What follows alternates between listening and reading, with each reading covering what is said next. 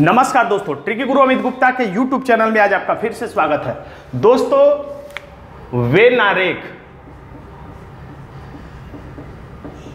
वेनारेक से संबंधित कुछ प्रश्न रेलवे ग्रुप डी की परीक्षाओं में पूछे जा रहे हैं।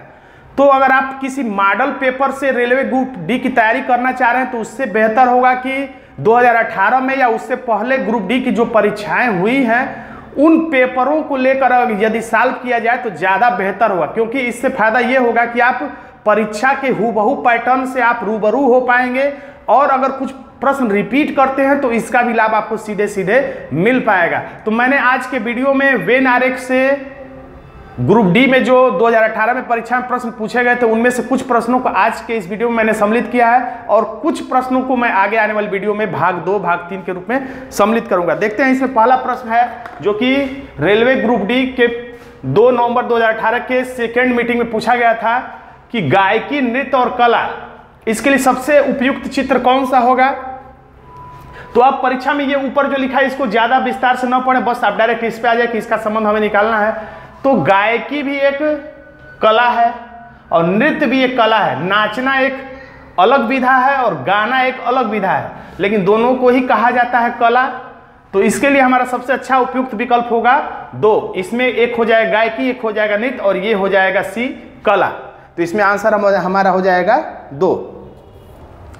दोस्तों, इसको विस्तार से कैसे लगाया जाए, कुछ आसान प्रश्न तो आसानी से लग जाते हैं, लेकिन अगर कुछ कंफ्यूजन वाले प्रश्न, दिक्कत वाले, तो उन्हें कैसे लगाया जाए, इसके लिए मैं इस पर पहले ही वीडियो बना चुका हूं विस्तार से, जो कि फंडामेंटल वीडियो है वेनारेक को समझने के लिए।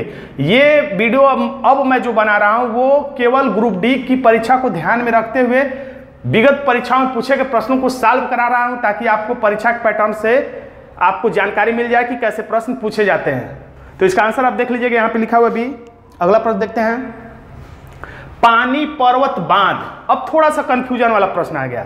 यह भी आरआरबी ग्रुप डी 2/11/2018 की फर्स्ट मीटिंग में पूछा गया प्रश्न है। तो इसमें हमारा आंसर होगा 4। लेकिन अब आपको कमेंट में यह बताना है कि बीच वाले वृत्त में ही इसमें खास है कि बीच में क्या लिखा जाएगा। इधर और इधर वाले में तो कुछ भी लिखा जा सकता है, बस ये अगर पता चल जाए कि बीच में क्या लिखा जाएगा तो आपको कमेंट बॉक्स में ये बताना है कि बीच वाले वृत्त में पानी लिखा जाएगा, पर्वत लिखा जाएगा या बांध लिखा जाएगा।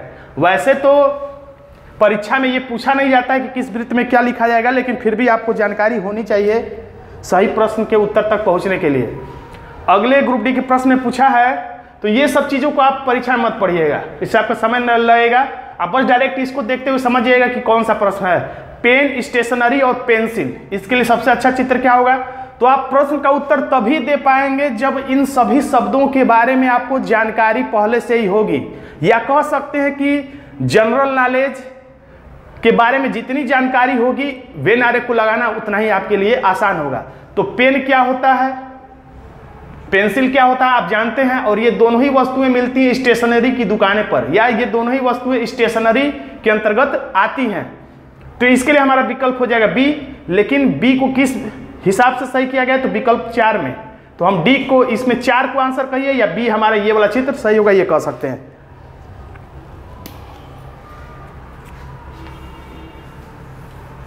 अगला प्रश्न देखते हैं। अब इसमें ये सब ना पढ़ते हुए इसको देखेंगे, तांबा, पुस्तक, तार। अपने पिछले फंडामेंटल वीडियो में मैंने एक ट्रिक बताया था, 1 2 3 ट्रिक।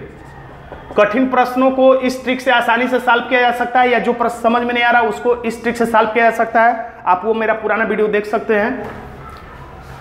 तो तांबा और पुस्तक और तार में क्या संबंध है। तो तार जो तांबा होता है, तार जो होता है, कुछ तार तांबा का होता है और कुछ तांबा का तार होता है, लेकिन पुस्तक अलग है। इसका मतलब हमारा आंसर हो जाएगा सी।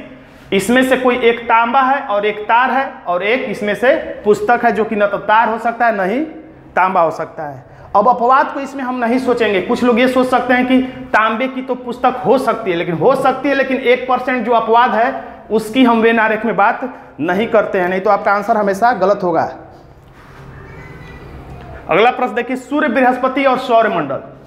तो सूर्य भी एक एक तारा है, बृहस्पति भी एक ग्रह है, और दोनों ही मौजूद हैं सौरमंडल में। तो हम इसके लिए आंसर करते हैं टिक ए को। ये जो बाहरी वृत्त है इसमें हो जाएगा सौरमंडल, और इन दोनों में से एक सूर्य और एक बृहस्पति। जो कि एक खगोलीय पिंड है, इसलिए हमारा आंसर हो गया ए। आप विकल्प भी देखते, आंसर भी देखते रहिएगा। अगला प्रश्न है झाड़ू, पोछा और फर्श क्लीनर। तो फर्श क्लीनर यानी फर्श को क्लीन करने वाला, पोछा भी क्या करता है, फर्श को या किसी चीज को साफ सुथरा करता है, झाड़ू भी क्या करता है, किसी फर्श को साफ करता है। झाड़ू भी फर्श को साफ करता है, पोछा भी फर्श को साफ करता है, तो ये दोनों ही फर्श क्लीनर कहलाएंगे। पोछा भी फर्श क्लीनर है, झाड़ू भी फर्श क्लीनर है।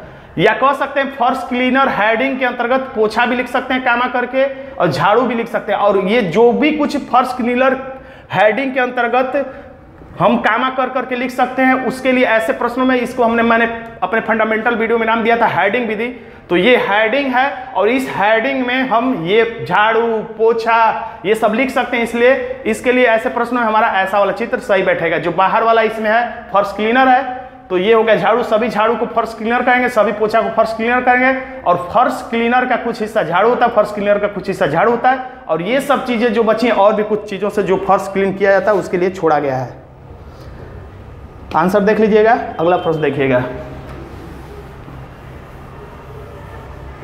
आप चाहें तो स्क्रीनशॉट ले लीजिएगा क्योंकि ये सब ग्रुप डी में आए हुए प्रश्न है। अब इससे अगला प्रश्न देखिएगा, ये भी 7 दिसंबर 2018 की सेकेंड मीटिंग में पूछा जा चुका प्रश्न है। जिला, राज्य, शहर, बहुत ही आसान प्रश्न। जब भी ऐसा कुछ दे, जब एक ही वस्तु से या एक ही क्षेत्र से संबंधित नाम हो, एक छोटा हो, एक उससे बड़ा हो, एक उससे बड़ा हो, लेकिन सब एक ही श्रेणी के हों, तो ऐसे वाले में कुएं वाला चित्र हमेशा बनता है। यानी हमारा आंसर हो जाएगा ए, लेकिन आपको टिक करना पड़ेगा विकल्प 4 को। तो इसमें क्या हो जाएगा, इसमें ये गलती से लिखा हुआ है, यानी कि हमारा आंसर सही होगा। हाँ ठीक, ये 4 वाला ये नहीं, 1 नंबर नहीं बल्कि 4 नंबर होगा। तो इसमें सबसे बाहर जो होगा, ये सबसे छोटा शहर, शहर से बनता है जिला और जिला से बनता है राज्य। इसी प्रश्न को मैच करते हैं, कर सकते हैं कि राज्य के अंतर्गत जिला होता है, जिला के अंतर्गत शहर आते हैं। यहाँ पे ये आंसर गलत है, इसमें आंसर हमको टिक करना पड़ेगा 4 नंबर को। ये जो है ये वाला चित्र सही है, कुल मिला के ये ध्यान दीजिएगा। अगला प्रश्न है, इसमें लिखा है बाघ, लोमड़ी और जानवर। बाघ लिखा है, थोड़ा धुंधला दिखाई दे रहा होगा, आप देखिए और ध्यान से। बाघ है, लोमड़ी है और जानवर है। इन तीनों के लिए सबसे अच्छा उपयुक्त क्या होगा? तो बाघ भी एक जानवर है, लोमड़ी भी एक जानवर है, तो फिर हेडिंग विधि इसमें काम करेगा। तो जानवर एक हेडिंग है, इस हेडिंग के अंतर्गत हम क्या क्या लिख सकते हैं? बाघ लिख सकते हैं, लोमड़ी लिख सकते हैं, कुत्ता लिख सकते हैं, भेड़िया लिख सकते हैं, बिल्ली लिख सकते हैं। तो जानवर एक हेडिंग है जिसके अंतर्गत इतनी वस्तुओं को लिखा जा सकता है। जब हेडिंग विधि लगेगा तो याद रखिएगा हमेशा ऐसा ही चित्र बनेगा। एक प्लेट में 2 रसगुल्ला या 3 जानवर दिया है तो 3 जानवरों के नाम दिया तो 3 रसगुल्ले, ऐसा वाला चित्र हमेशा आपके लिए बनेगा। तो दोस्तों यहाँ पर प्रोजेक्टर मेरा थोड़ा सा हिल गया है, इसलिए अब आपको टाइम लगेगा, इसलिए वीडियो को मैं यहीं समाप्त करता हूँ। अगले वीडियो में मैं इसे कुछ और प्रश्नों को बिना रख के लेकर मैं इसे कंटिन्यू करूँगा। और अगर आज का मेरा यह वीडियो आपको पसंद आया तो मेरे वीडियो को लाइक करिएगा, मेरे चैनल को सब्सक्राइब करिएगा और इसे अपने दोस्तों में भी शेयर कर दीजिएगा। धन्यवाद दोस्तों।